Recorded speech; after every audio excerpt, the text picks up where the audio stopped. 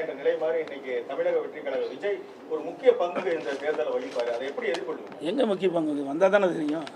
சும்மா உங்கள் பத்திரிகை ஊடகத்தையும் அப்படி போட்டு அந்த என்ன ரேட்டு ஏறுது, டிபிஆர் ரேட் ஆகிறதுக்கு அதை போட்டு காட்டிட்டு இருக்கிறீங்க.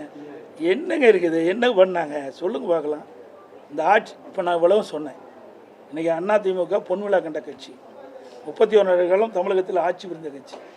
மத்திய அரசிலிருந்து மாநில அரசு என்னென்ன திட்டங்களை கொண்டு வந்து நிறைவேற்றி அதன் மூலமாக தமிழகம் எந்த அளவுக்கு உயர்ந்திருக்குன்னு நாங்கள் பளிச்சுன்னு சொல்கிறோம். அதெல்லாம் ஒன்றும் சொல்ல முடியும், சொல்லுங்கள் என்னன்னு சொல்லுங்க பார்க்கலாம். என்ன சொல்லலை, கூட்டம் ரசிகர் கூட்டம் வரத்தான் செய்யும். ஒரு அது நிறைய அவர் சிறந்த நடிகர், அதில் எந்த மாற்று கருத்தும் கிடையாது. ஆனால் சிறந்த அரசியல்வாதி நாங்கள் தான். மக்களுக்கு சேவை செய்தோன்னா நாங்கள் தான் இது வரைக்கும் மக்களுக்கு குரல் கொடுத்துட்டு இருக்கிறோம். இந்த ஆட்சி எழுத்து கூட பேச முடியல, அது வரைக்கும் திரைப்படத்தில் நடிச்சுட்டு தான் இருந்தார். இப்போ தான் வெளியில் வந்திருக்கிறாரு. நான் இந்த பொதுநாளைக்கு 1974 வந்தேன். 51 ஆண்டு காலம் ஆகிப்போச்சு. 51 ஆண்டு காலம் மக்களுடைய பிரச்சனையை நாங்கள் அணுவு நிதியாக தெரிஞ்சிருக்கிறோம். ஒரு சாதாரண பிரச்சனைக்கே சாதாரண பிரச்சனை இல்லை, அது மிகப்பெரிய கடுமையான பிரச்சனை தான். அது தவறு, நான் சொன்ன வார்த்தை. இன்றைக்கு 41 உயிர்கள் இழந்து விட்டோம்.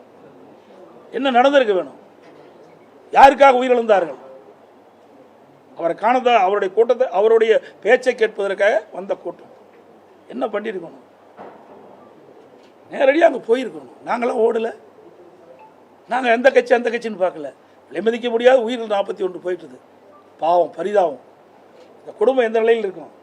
அவர்களுக்கு எங்களால் முடிந்த ஆறுதல் சொல்லலாம். இது அந்த ஆறுதல் கூட உங்களால் சொல்ல முடியலையே. இவரை கட்சி நடத்தி என்ன செய்ய போகிறீங்க? எதையுமே செய்யாமல் திரைப்படத்தில் இருக்க வரைக்கும் சம்பாரிச்சிங்க. இப்போ விட்டுட்டு வந்தீங்க. நான் பல்லாயிரக்கணக்கு கோடி விட்டுட்டு வந்தேங்கிறீங்க. யாருக்கா விட்டுட்டு வந்தீங்க? இப்படிப்பட்ட ஒரு அரசியல் தாங்குவாரா சார்? அதெல்லாம் நான் சொல்லலை. நீங்கள் கேட்ட கேள்விக்கு நான் பதில் அவ்வளோதான். தாங்குவாரா போவாரா? அதாவது அனுபவம் வேணும். இது சாதாரண விஷயம் இல்லை. இன்றைக்கி என்னாச்சு? திட்டமிடாமல் போன காரணத்தால் தான் 41 உயிர்கள் நம்ம பழி கொடுத்துட்டோம். சாதாரண விஷயம் இல்லைங்க. 41 குடும்பம் இன்னைக்கு அனாதி ஆகிட்டது இல்லை.